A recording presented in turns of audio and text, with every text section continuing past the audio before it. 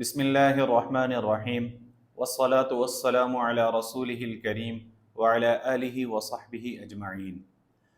اللہ رب العزت نے جب اپنے خاص بندوں کا ذکر فرمایا تو ان کی ایک بہت بڑی صفت یہ بیان کی والذین یبیتون لربہم سجدا وقیاما، کہ رحمان کے خاص بندے وہ ساری رات سو کر نہیں گزارتے بلکہ رات کا ایک کچھ حصہ وہ اپنے رب کی عبادت کے لیے خاص کر دیتے ہیں، جس میں وہ اپنے رب سے راز و نیاز کرتے ہیں۔ صوفیاء کا مقولہ ہے کہ ولایت کے راستے میں تہجد کی نماز فرض ہے۔ اگر کوئی شخص اللہ کا دوست بننا چاہتا ہے، اللہ سے دوستی کرنا چاہتا ہے، اللہ کے تعلق کو مضبوط کرنا چاہتا ہے تو وہ اپنے اوپر تہجد کی نماز کو فرض کر لے۔ اللہ رب العزت نے انبیاء علیہ السلام پر تہجد کی نماز کو فرض کیا، اور تمام انبیاء علیہ السلام وہ دن کو لوگوں پر محنت کرتے اور رات کو اپنے رب کے سامنے کھڑے ہو کر سارے دن کی کارگزاری، سارے دن کے احوال اپنے رب سے گویا کہ باتیں کرتے اور اپنے رب کو سناتے۔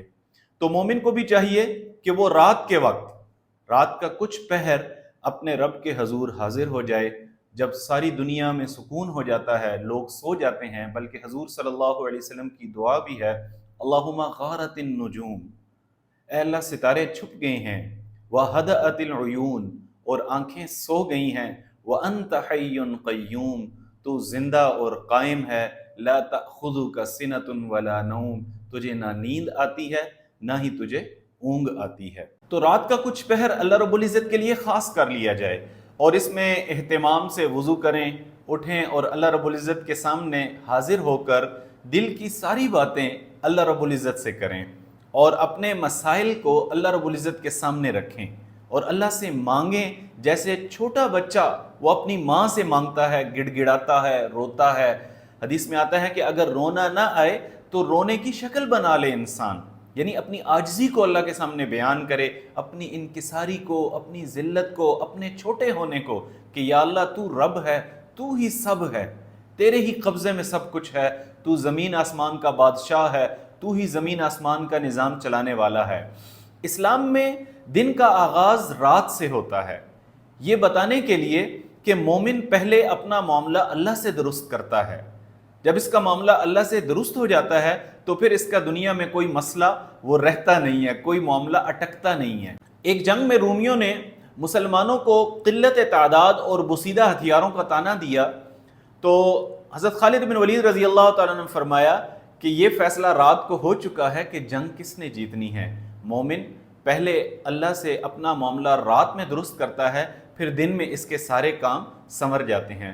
اللہ رب العزت نے اپنے پیارے محبوب حضرت محمد صلی اللہ علیہ وسلم سے جب تہجد کی نماز کی باتیں کی تو بڑا ایک خوبصورت مکالمہ ہے جو گویا کہ اللہ رب العزت نے اپنے محبوب کو، ایک تخیلاتی سی بات ہے کہ اللہ رب العزت نے گویا اپنے محبوب کو اپنے سامنے بٹھایا اور ان سے جو ہے وہ اس طرح سے باتیں کی، یا ایھا المزمل قم اللیل الا قلیلا، اے میرے محبوب آپ رات کو، اب اللہ کو اپنے محبوب سے محبت ہے اور وہ محبت جس کو الفاظ میں بیان نہیں کیا جا سکتا، لیکن اللہ رب العزت جو ہے وہ یہ بھی چاہتے ہیں کہ میرا محبوب میرے سامنے حاضر بھی ہو اور یہ آرام بھی کر لے۔ تو یہ بڑی خوبصورت آیات ہیں، اگر اس کے ترجمے پر آپ غور کریں، یا ایھا المزمل قم اللیل، اے میرے محبوب آپ رات کو کھڑے ہو جائیے میرے سامنے۔ اب جب کہا کہ کھڑے ہو جائیے میرے سامنے تو اپنے محبوب کے آرام کا بھی خیال ہے، تو فرمایا الا قلیلا، ہاں ساری رات نہیں، تھوڑا سا آپ آرام بھی کر لیں۔ پھر جب قلیل کہا تو کہیں ایسا نہ ہو کہ پھر بالکل مختصر وقت کے لیے محبوب آئے تو فوراً سے کہہ دیا نصفہ، کہ آدھی رات تو کم از کم کھڑے ہو جائیں۔ لیکن پھر ساتھ ہی یہ ایک تخیلاتی بات میں ساری کر کہ پھر یہ خیال آیا کہ محبوب نے آرام بھی کرنا ہے تو آدھی رات زیادہ ہو جائے گی، تو نصفہ کے ساتھ فوراً ہی کہہ دیا او انقص منہ قلیلا، کہ آپ رات کے آدھے میں سے بھی پھر کچھ کم کر لیں، آپ آرام بھی کر لیں۔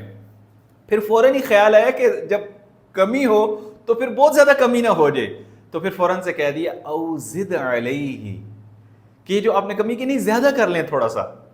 تو گویا کہ رب یہ چاہ رہا ہے کہ محبوب وہ میرے سامنے بھی کھڑا ہو، مجھ سے باتیں بھی کرے اور میرے سامنے نماز بھی پڑھ رہا ہو اور مجھ سے دعا بھی کر رہا ہو اور ساتھ ساتھ یہ آرام بھی کرے. ایک طرف اس کے آرام کا بھی خیال ہے اور ایک طرف اپنی محبت ہے جو یہ مطالبہ کر رہی ہے کہ ساری رات گویا محبوب میرے سامنے کھڑے رہیں.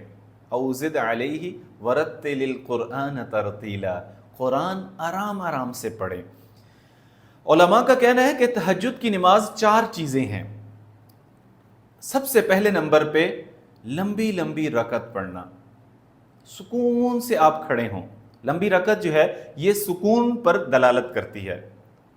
جو مختصر رکعت ہے یہ انسان کی عجلت کو ظاہر کرتی ہے کہ بس کوئی جلدی ہے, ابھی کوئی کام کرنا ہے. بلکہ تہجد ایسی چیز ہے کہ اس میں آپ دنیا و ما فیہا سے بے خبر ہو جائیں, آپ کو کسی چیز کا ہوش نہ ہو, آپ اور آپ کا رب, بس تیسری درمیان میں کوئی چیز نہ ہو. بلکہ میں اکثر دوستوں سے کہتا ہوں کہ تہجد کی نماز میں دنیا بھی نہ مانگیں اللہ سے. اللہ سے کہیں یا اللہ ہم تجھ سے تجھی کو مانگنے آئے ہیں, تجھ سے تجھ کو مانگنے آئے ہیں, تیری محبت کو مانگنے آئے ہیں, تیرے تعلق کو مانگنے آئے ہیں. تو پہلی چیز تہجد کی نماز میں وہ لمبی لمبی رکعت پڑھنا. دوسرے نمبر پر قرآن مجید ایسے پڑھنا گویا کہ اللہ رب العزت کے سامنے بیٹھ کر اللہ کو سنا رہے ہیں. جیسے ایک بچہ جو ہے وہ اپنے استاد کو سبق سنا رہا ہوتا ہے اور آرام آرام سے سکون سکون سے ٹھہر ٹھہر کر. تیسرے نمبر پر اپنی طرف سے اور پوری امت کی طرف سے استغفار کرنا. صحابہ کی سنت ہے وبالاسحار هم یستغفرون, کہ سحری کے ٹائم وہ استغفار کیا کرتے تھے. تو اپنے گناہوں پر جو ہے اور پوری امت کی طرف سے استغفار کیا جائے. اور چوتھے نمبر پر رو رو کر دعا مانگنا. الدعاء بالبکا, یہ عربی کا مقولہ ہے کہ دعا ہے ہی وہی کہ جس میں رونا آ جائے, انسان بے اختیار ہو جائے. اور یہ دعا قبولیت کے بہت زیادہ قریب ہے. تو پوری امت کے لیے دعائیں کی جائیں, ہدایت کو مانگا جائے اللہ سے. اللہ کے خزانوں میں سب سے قیمتی چیز ہدایت ہے. تو یہ 4 چیزیں جو ہیں یہ تہجد کی نماز میں بنیادی چیزیں ہیں. ان 4 چیزوں کا نام عمومی طور پر سمجھا جاتا ہے کہ صرف اٹھ کر نفل پڑھ لیے تو یہ تہجد ہے. وہ تہجد کے نوافل ہیں. تہجد مکمل جو ہے وہ ان 4 چیزوں سے ہے. پہلے نمبر پر لمبی لمبی رکعت پڑھی جائیں. دوسرے نمبر پر قرآن مجید پڑھ کر گویا کہ اللہ رب العزت کو سنایا جائے, آرام اور سکون سے دیکھ کر پڑھا جائے. اگر حافظ ہے تب بھی دیکھ کر پڑھے, کیونکہ قرآن کو دیکھنا بھی عبادت ہے, چھونا بھی عبادت ہے, اٹھانا بھی عبادت ہے, ہاتھ لگانا بھی عبادت ہے. تو قرآن کو گویا دیکھ کر پڑھنا, اللہ کو سبق سنانا. اور تیسرے نمبر پہ استغفار کیا جائے, کوئی سا بھی استغفار ہو. آیت کریمہ ہے جو لا الہ الا انت سبحانک انی کنت من الظالمین, یا استغفر اللہ الذی لا الہ الا هو الحی القیوم واتوب الیہ, یا اور بہت سے استغفار ہیں, سید الاستغفار ہے. تو کوئی سا بھی استغفار وہ اپنی طرف سے اور پوری امت کی طرف سے کیا جائے. اور چوتھے نمبر پہ اللہ سے دعا کی جائے اپنے لیے اور پوری امت کے لیے. السلام علیکم ورحمۃ اللہ.